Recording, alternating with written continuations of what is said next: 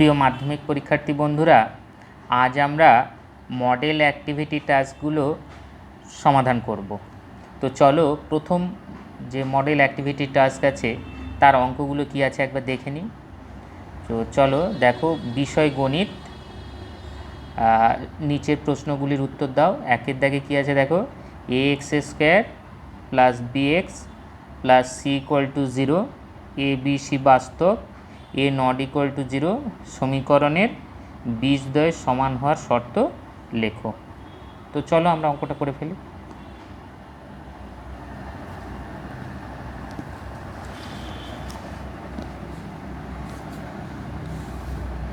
তো একের দাগের অঙ্কটা কি বলছে দেখো, a x square plus b x plus c equal to 0, যেখানে এ বি সি বাস্তব, এ বি সি বাস্তব, এ নট ইকুয়াল টু 0 সমীকরণের বীজদ্বয় সমান হওয়ার শর্ত আমাকে লিখতে হবে। তো আমরা জানি x square plus b x plus c equal to 0 এই দ্বিঘাত সমীকরণের বীজদ্বয় সমান কখন হবে, যখন তার ডিসক্রিমিনেন্টটা কী হবে, ইকুয়াল টু 0 হবে। ডিসক্রিমিনেন্ট মানে বি স্কোয়ার মাইনাস 4ac। তো চলো তাহলে এখানে দেখো, তাহলে অতএব ডিসক্রিমিনেন্টটাকে আমরা কী দিয়ে লিখি, ডি দিয়ে লিখি। অতএব ডি সমান কত, তাহলে এখানে বি স্কোয়ার মাইনাস 4ac। তাহলে এখানে আমাকে বলছে সমীকরণের বীজদ্বয় সমান, সমীকরণের বীজদ্বয় সমান,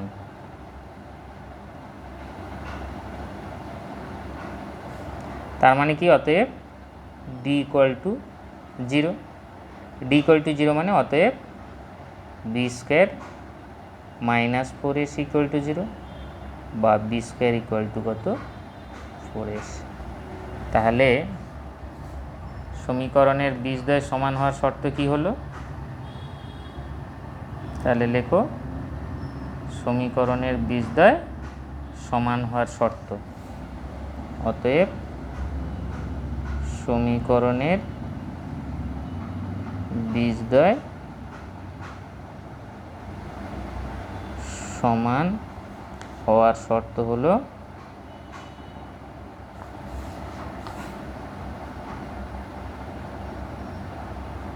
B square equal to 4ac।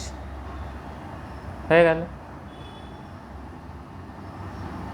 তো চলো আমরা পরের অঙ্কটা কি আছে দেখে নিই।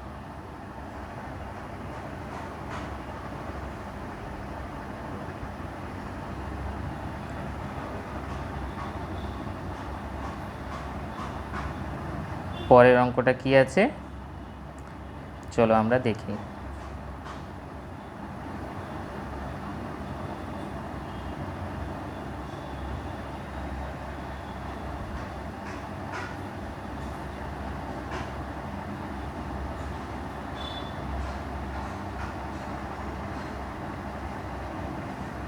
তো পরের অঙ্কটা কি আছে দেখো, দুইয়ের দাগে বলছে দেখো, একটি বৃত্তের ব্যাসার্ধের দৈর্ঘ্য 10 সেন্টিমিটার এবং ওই বৃত্তের একটি জ্যায়ের দৈর্ঘ্য 12 সেন্টিমিটার হলে বৃত্তের কেন্দ্র থেকে জ্যায়ের দূরত্ব কত। একটি বৃত্তের ব্যাসার্ধের দৈর্ঘ্য 10 সেন্টিমিটার এবং ওই বৃত্তের একটি জ্যায়ের দৈর্ঘ্য 12 সেন্টিমিটার হলে বৃত্তের কেন্দ্র থেকে জ্যায়ের দূরত্ব কত। তাহলে আমাদের বৃত্তের ব্যাসার্ধ বলেছে 10 সেন্টিমিটার আর একটা জ্যায়ের দৈর্ঘ্য বলেছে 12 সেন্টিমিটার, বৃত্তের কেন্দ্র থেকে জ্যায়ের দূরত্ব কত আমাকে নির্ণয় করতে হবে। তো চলো অঙ্কটা করে ফেলি। দেখো, তাহলে দুইয়ের দাগের অঙ্কটা করার জন্য আমরা একটা বৃত্ত এঁকে নিই, সবচেয়ে ভালো হবে। তো চলো আমরা একটা বৃত্ত এঁকে নিই। তো এটা একটা বৃত্ত আঁকলাম, বৃত্তের কেন্দ্র আমরা ধরে নিলাম ধরো এ ও। এবারে বৃত্তের জ্যা, বৃত্তের জ্যাটা কত বলছে দেখো, বৃত্তের জ্যাটা বলছে 12 সেন্টিমিটার। আমরা ধরে নিই বৃত্তের জ্যাটা কত না AB। আচ্ছা, বৃত্তের ব্যাসার্ধ তো একটা বলেছে, সেটা আমরা পরে আসছি। আমাকে কি বলেছে না কেন্দ্র থেকে জ্যায়ের দূরত্ব বের করতে বলেছে। তো কেন্দ্র থেকে জ্যায়ের দূরত্ব মানে কেন্দ্র থেকে জ্যায়ের লম্ব দূরত্ব। তো লম্ব দূরত্ব মানে আমরা কি করব, কেন্দ্র থেকে জ্যায়ের উপর একটা লম্ব অঙ্কন করব। তো সেটার নাম দিয়ে দিই ধরো OC। আর একটা বৃত্তের ব্যাসার্ধ বলে দিয়েছে আমাকে, সেটা আমরা ধরো যোগ করে নিই, OA যোগ করলাম। দেখো এটা ও কেন্দ্র আর হচ্ছে পরিধির ওপর একটা বিন্দু। তো OA দৈর্ঘ্যটা কি হবে না বৃত্তের ব্যাসার্ধ হয়ে যাবে। তাহলে আমরা এখানে কি পেলাম দেখো, তাহলে অতএব OAটা হচ্ছে বৃত্তের ব্যাসার্ধ, সেটা কত 10 সেন্টিমিটার। আর ABটা কি, ABটা হচ্ছে বৃত্তের জ্যা, যেটা কত বলে দিয়েছিল 12 সেন্টিমিটার। আর OC হচ্ছে আমাকে কেন্দ্র থেকে জ্যায়ের দূরত্ব। তো OCটা কি না AB এর উপর লম্ব। এবারে OC এর দৈর্ঘ্যটা আমাকে কিন্তু বের করতে হবে, OC এর দৈর্ঘ্যটা আমাকে বের করতে হবে। আচ্ছা দেখো OCটা AB এর উপর লম্ব, তো এদিকে 90 ডিগ্রি হলে এদিকটাও 90 ডিগ্রি। এখন দেখো OCটা AB এর উপর লম্ব হলে আমার একটা সূত্র আছে, সেই সূত্র অনুযায়ী হচ্ছে কি হবে, OCটা ABকে সমাধিখণ্ডিত করবে। দেখো তাহলে আমরা কি হচ্ছে এখন কি পাচ্ছি দেখো, তাহলে OC লম্ব AB, যেহেতু OC লম্ব AB অতএব OC ABকে সমদ্বিখণ্ডিত করে, সমদ্বিখণ্ডিত করে।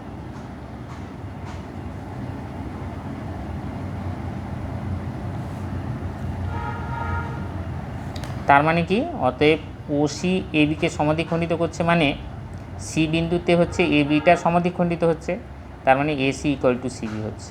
অতএব AC = CB হচ্ছে। তার মানে কত হবে বলো তো, অতএব ACটা হবে কি AC = CB। তো ACটা হবে কি AB এর হাফ, তার মানে হাফ অফ AB এর অর্ধেক।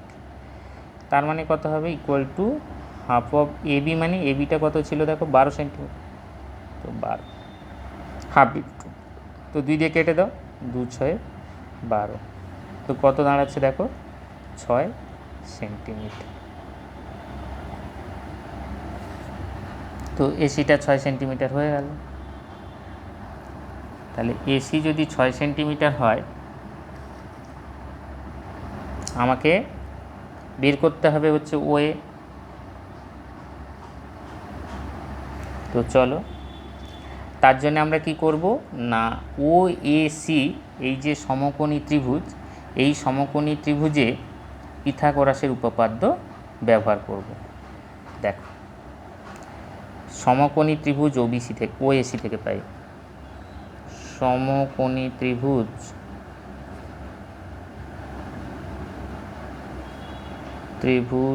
OAC থেকে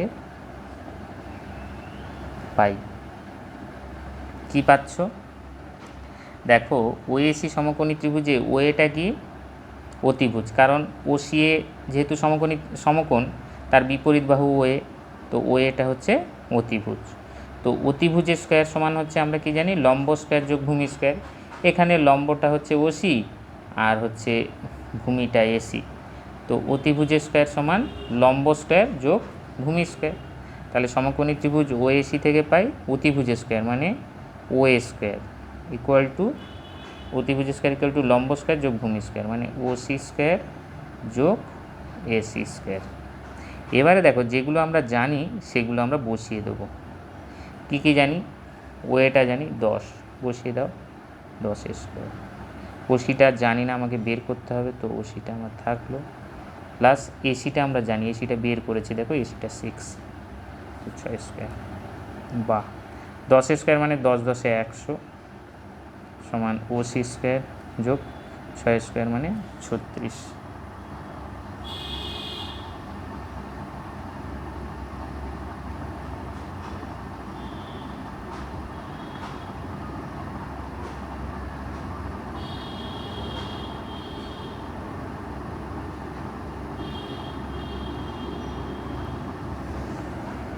বা তাহলে কত দাঁড়াচ্ছে দেখো, 100 মাইনাস 36 সমান OC স্কোয়ার, বা 100 মাইনাস 36 মানে 64 ইকুয়াল টু OC স্কোয়ার, বা আমরা যদি ঘুরিয়ে লিখি OC স্কোয়ার সমান 64, বা OC সমান কত হবে √64, বা OC সমান কত হবে √64 মানে আমরা জানি 8।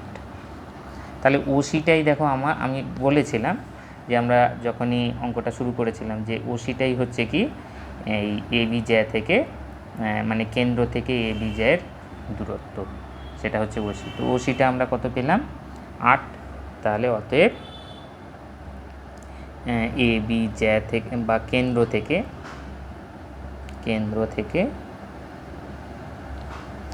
AB জ্যায়ের দূরত্ব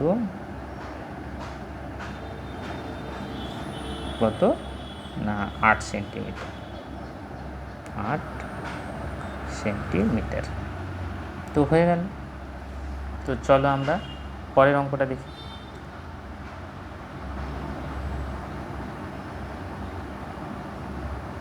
পরের অঙ্কটা কী আছে একবার দেখে নাও।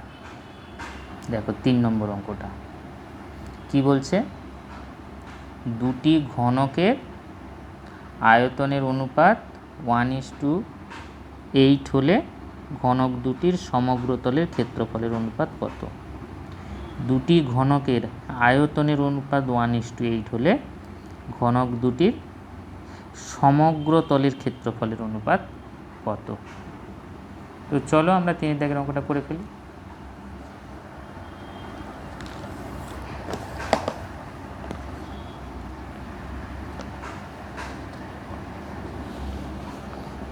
চলো 3 দাগের অঙ্কটা।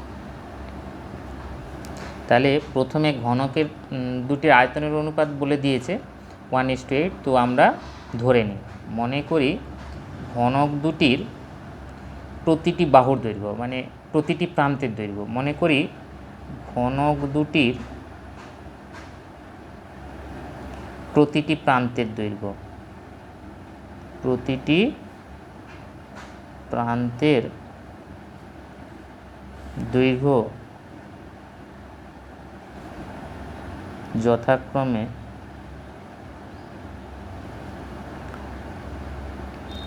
প্রথমটার ক্ষেত্রে ধরো A1 এবং পরেরটার ক্ষেত্রে, বা ধরো দরকার নেই, আমরা প্রথমটার A এবং দ্বিতীয়টার ক্ষেত্রে B ধরে নিলাম। একক অবশ্যই A একক এবং B একক, A একক এবং B একক এবং B একক। তাহলে দেখো, তাহলে প্রথমটার প্রতিটি প্রান্তের দৈর্ঘ্য A একক ধরেছি আর দ্বিতীয়টার প্রতিটি প্রান্তের দৈর্ঘ্য B একক ধরেছি। এখানে যেহেতু আয়তনের অনুপাত বলে দিয়েছে তো কোনো নির্দিষ্ট একক আমরা ধরলাম না। তাহলে দেখো, যদি A একক হয় তার প্রতিটি প্রান্তের দৈর্ঘ্য, তাহলে তার আয়তন কত হবে A³ ঘন একক। এর ক্ষেত্রে দ্বিতীয়টার ক্ষেত্রে B³ ঘন একক।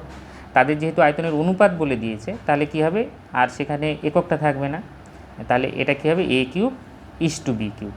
তাহলে অতএব প্রশ্নানুসারে কি পাচ্ছি A³ B³। সেটা কত বলেছে দেখো 1:8। বা তাহলে এটাকে অনুপাত আকারে লিখতে পারবো A³/B³ সমান এটা হয়ে যাবে 1/8, বা A/B এটাকে হোল কিউব আকারে লিখতে পারবো ইকুয়াল টু, দেখো 1/8 মানে কত বলো তো 1/2 এর হোল কিউব। তাহলে দেখো A/B এর হোল কিউব ইকুয়াল টু 1/2 এর হোল কিউব মানে কত না A/B ইকুয়াল টু 1/2। তাহলে অতএব A/B ইকুয়াল টু 1/2 মানে এটাকে লিখতে পারি A/B ইকুয়াল টু 1:2, বা দরকার নেই, এটাকে এইভাবে লেখারও দরকার নেই, এটা কেটে দাও। তাহলে আমাকে তো বলছে সমগ্র তলের ক্ষেত্রফল চেয়েছে, ক্ষেত্রফলের অনুপাত চেয়েছে, তার জন্য আমরা সমগ্র তলের ক্ষেত্রফলের অনুপাত আমরা কি জানি, 6a², আর যার প্রতিটি প্রান্তের দৈর্ঘ্য b তার হচ্ছে 6b²। তো তার জন্য আমরা কি করব না, a/b তার হোল স্কোয়ার নির্ণয় করব। a/b এর হোল স্কোয়ার ইকুয়াল টু হচ্ছে 1/2 এর হোল স্কোয়ার, বা এটা কত হবে দেখো, a²/b², এটা কত হবে, 1² 1 হবে, আর 2² 4 হবে। এবারে কি করব, আমরা এখানে 6 দিয়ে উপর নিচে গুণ করে নেব। দেখো যদি আমরা লবকে 6 দিয়ে গুণ করি তো হরকে আমরা 6 দিয়ে গুণ করতে পারবো, কেন ব্যালেন্স করতে হবে। আর এদিকে আমার কিছু করার দরকার নেই, এদিকে তো আমার ব্যালেন্স হয়ে গেল, 6 দিয়ে আমরা লবকেও গুণ করেছি আর হরকেও গুণ করেছি, তো এখানে 1/4 থাকবে, অসুবিধে নেই। তাহলে দেখো 6a²/6b² হলো 1/4, তার মানে আমরা এটাকে লিখতে পারি না, অতএব 6a² = 6b² = 1:4। তাহলে এটাই হয়ে গেল, 6a² মানে হচ্ছে সমগ্র তলের ক্ষেত্রফল প্রথম ঘনকের, আর দ্বিতীয় ঘনকের সমগ্র তলের ক্ষেত্রফল হচ্ছে 6b², তো তাদের অনুপাত হচ্ছে 1:4। তাহলে অতএব ঘনক দুটির সমগ্র তলের ক্ষেত্রফলের অনুপাত, অতএব ঘনক দুটির সমগ্র তলের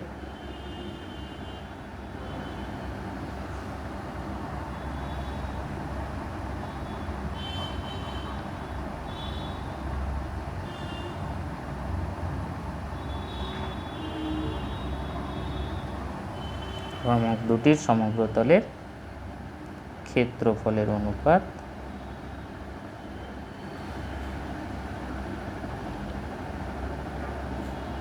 1:4 হয়ে গেল। তো চলো আমরা পরের অঙ্কটা করি, মানে 4-এর দাগে, ওইটা 3-এর দাগ ছিল, ইংলিশে লেখা হয়ে গেছে 3-এর দাগ। এবারে চলো 4-এর দাগের অঙ্কটা। তো 4-এর দাগের অঙ্কটা কি আছে আমরা একবার দেখে নিই, চলো।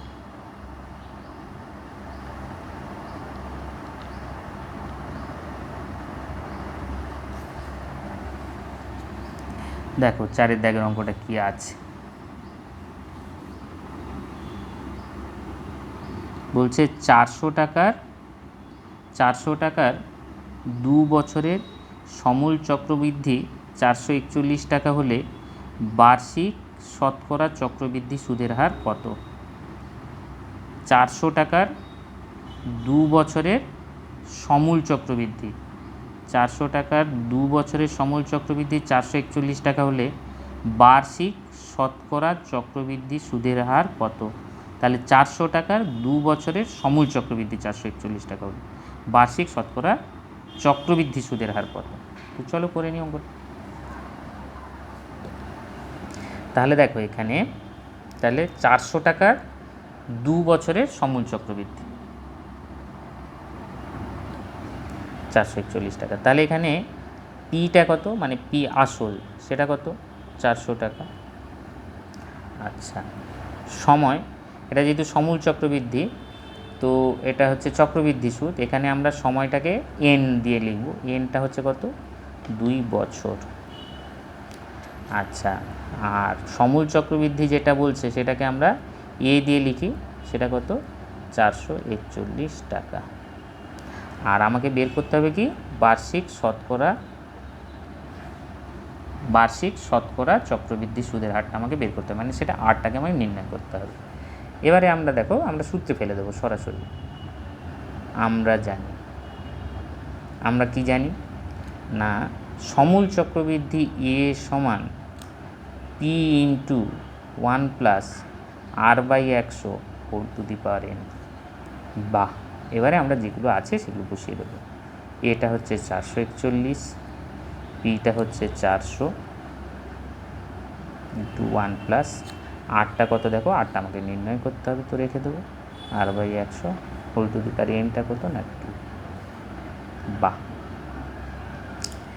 এটার জন্য দেখো যেটা করতে হবে, 400টা আমরা এদিকে ভাগ করে দেবো, এদিকে ভাগ করে দিলে কী হবে, 441/400 সমান কত হবে, দেখো এদিকে যেটা পড়ে থাকছে এইটা 1 প্লাস r/100 তার হোল স্কোয়ার। থাকছে কিনা বলো? একটু ভেবে নাও। দেখো 441কে আমরা কি করেছি, 400 দিয়ে ভাগ করে দিয়েছি। ভাগ করে দিতে কি হলো, 441কে 400 দিয়ে ভাগ করতে এদিকে চলে এলো, আর এদিকে 1 + r/x হোল স্কয়ারটা থেকে গেল। এবার 441 আর 400 এই দুটোর বর্গমূল করে দেখো, মানে 441-এর তুমি মৌলিক উৎপাদক করে দেখো, দেখবে ওটা 21 স্কোয়ার আসবে। 441 তো করো না, 3 দিয়ে যাবে, দেখবে 3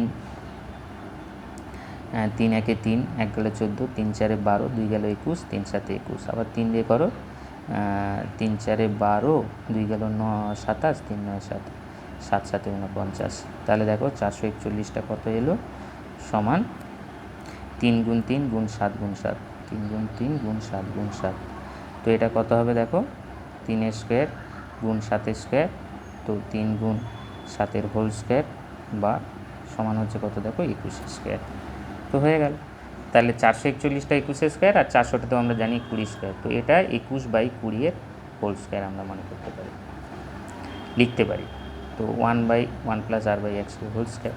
তাহলে এখান থেকে কী পাচ্ছ দেখো, অতএব 21/20-এর whole square = 1 + r/x whole square, মানে 21/20 = কত না 1 + r/x। বা এবারে 1টাকে আমরা বাঁ দিকে নিয়ে আসবো। তো এখানে কী হবে, 21/20 - 1 + 1 ছিল, আর এখানে কী থাকবে, r/x থেকে যাবে। তো থেকে গেল। বা এটা লসাগু নাও, করে এটা ক্যালকুলেশনটা করে নাও, কত আসছে দেখো। এখানে লসাগু কত, 20। তাহলে উপরে কী যায়, 20 লসাগু, তো এখানে 21 - 20 একে 20 সমান r/x। বাহ, এখানে কত হচ্ছে, 21 - 20 মানে হচ্ছে 1 × 20 সমান হচ্ছে r/x। তো চলো পরের পেজে করি ব্যাপার।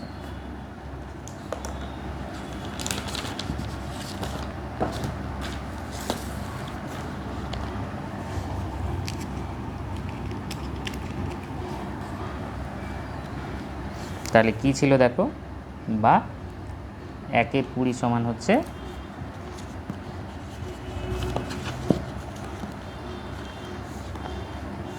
বা 1/20 সমান হচ্ছে r/x। বাহ, এবারে যদি আমরা ঘুরিয়ে লিখি, r/x সমান 1/20, মানে আমরা স্থান পরিবর্তন করলাম। 1/20 যদি r/x-এর সাথে সমান হয়, তাহলে r/x-এর সাথে 1/20 সমান হবে। বাহ, তাহলে r সমান কত হবে, 1/20 গুণ 100টা ওদিকে গুণ হয়ে যাবে, 100 গুণ হবে, আর 20 1 20, 20 5 100। বাহ, r সমান কত হলো, 5 একে 5/1 মানে 5। তাহলে অতএব বার্ষিক শতকরা চক্রবৃদ্ধি সুদের হার কত হলো, 5%। অতএব বার্ষিক শতকরা চক্রবৃদ্ধি সুদের হার, শতকরা চক্রবৃদ্ধি সুদের হারটা কত, সুদের হার 5% হয়ে গেল। তো চলো আমরা 5-এর দাগের অঙ্কটা দেখি।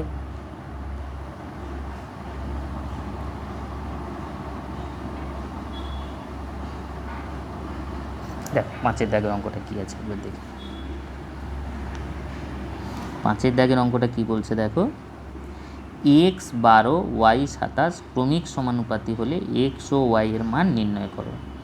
x 12 y 27 ক্রমিক সমানুপাতি হলে x ও y এর মান নির্ণয় করো। x 12 y 27, তাহলে দেখো 5-এর দাগের অঙ্কটা, x 12 y 27 ক্রমিক সমানুপাতি, ক্রমিক সমানুপাতি, আমাকে x আর y এর মান নির্ণয় করতে হবে। তার মানে কি গো, ক্রমিক সমানুপাতি x 12 y 27 ক্রমিক সমানুপাতি, মানে অতএব x/12 সমান হবে কত, 12/y সমান কত না y/27। ক্রমিক সমানুপাতি হলে তাই হয়, x আর 12 এর অনুপাত, আর 12 আর y এর অনুপাত, আর y আর 27-এর অনুপাত কী হয়, সমান হয়। তো এখান থেকে আমাকে কি করতে হবে, x আর y এর মান নির্ণয় করতে হবে। তার জন্য আমরা কি করব, প্রথমে এই দুটোকে সমান করব, এই দুটো তো সমান আছে, সেই দুটোকে আলাদা করে লিখব। তাহলে দেখো, অতএব 12/y সমান y/27।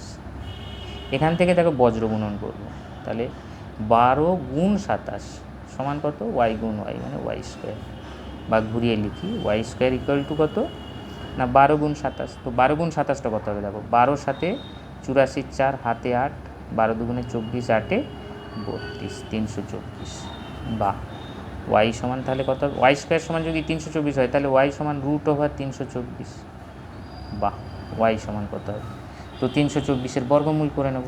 324-এর বর্গমূল কী হয় 324, তার জন্য লাস্টের দিক থেকে দুটো সংখ্যার উপরে দাগ দিতে হবে। তো এটা কত হবে দেখো, 3 আছে, 1 1 1, 2 দুগুণে 4টা বেশি হয়ে যাবে, 1 1 1 করলে কত, 3 থেকে 1 বাদ দিলে 2, আর 2 আর 4 একসাথে নামলো, 1-এর ডবল 2। এবার কততে যাবে বলো তো, দেখবে 8-এ যাবে, বা 3 4 5 6 এগুলোতে কোনো তো হবে না, 2-এ তো ছোটো হয়ে যাবে, 8-এ যাবে দেখবে। 8 8 64, 4 হাতে 6, 8 দুগুণে 16, 6 22, তো বর্গমূল কত হলো 18। তো ওয়াই সমান কত হবে, 324-এর বর্গমূল মানে 18। তাহলে ওয়াইয়ের মানটা পেয়ে গেলাম। এবারে দেখো এক্সের মানটা বের করবো, তার জন্য আমি এই প্রথম দুটোকে সমান করবো, মানে x/12 সমান 12/y। এবারে দেখো আবার, তাহলে x/12 সমান 12/y।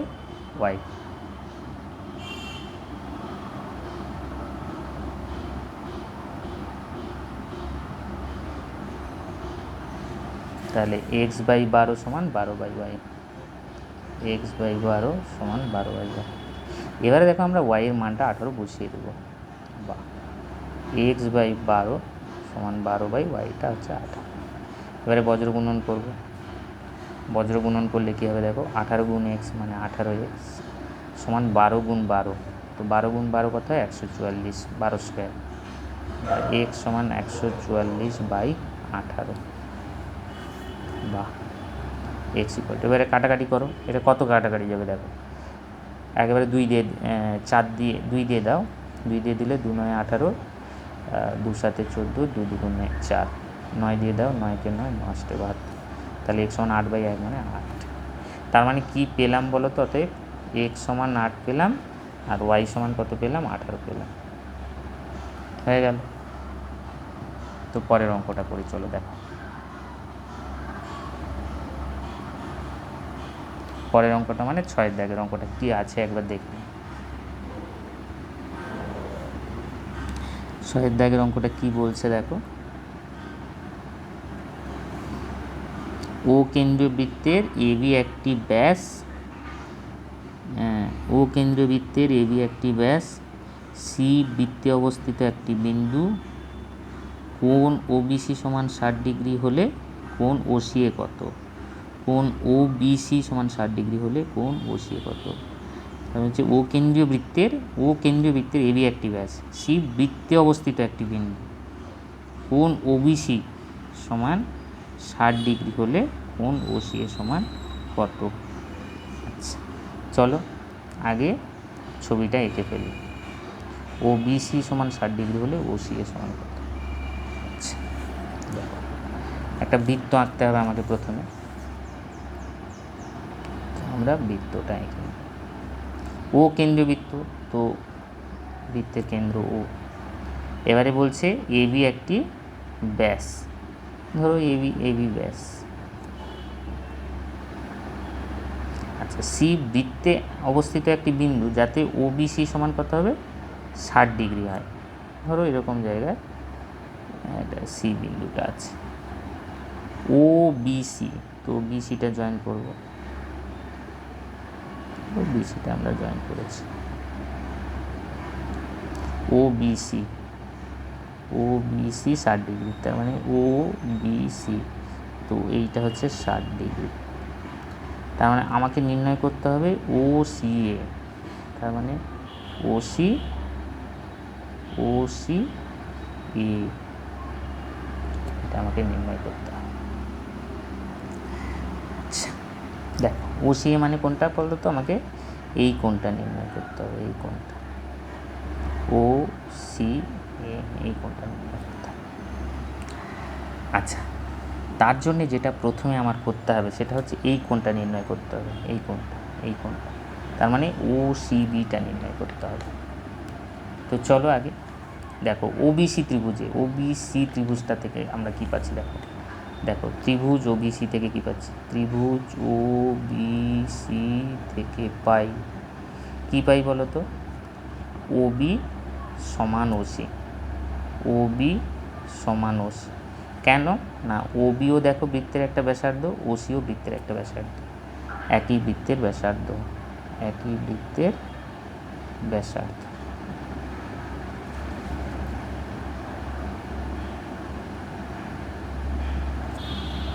তার মানে অতএব কোণ ও বিসি আর কোণ ও সিবি এই দুটো সমান হবে। অতএব কোণ ও বিসি সমান কোণ ওসি, কোণ ও সিবি।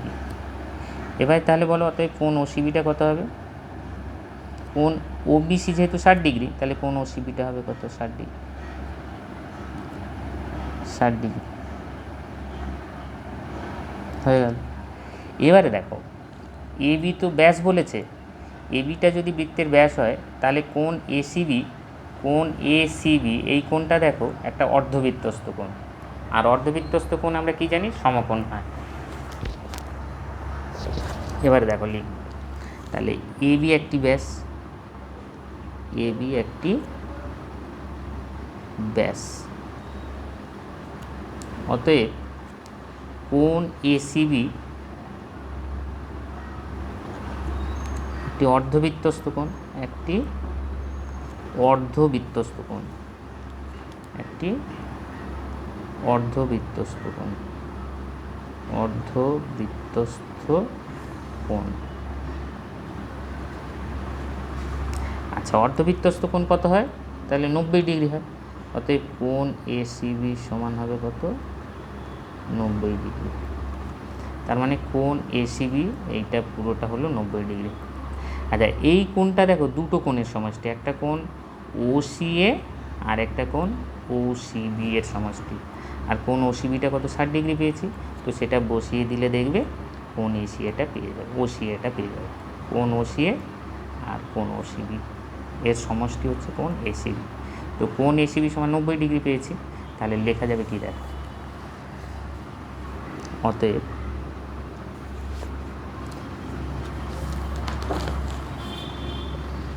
কোণ এসিবি, কোণ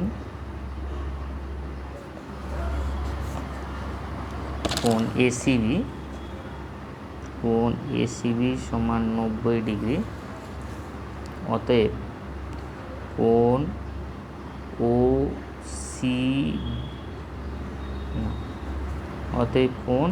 ওবিসি প্লাস কোণ ওসিএ সমান 90 ডিগ্রি।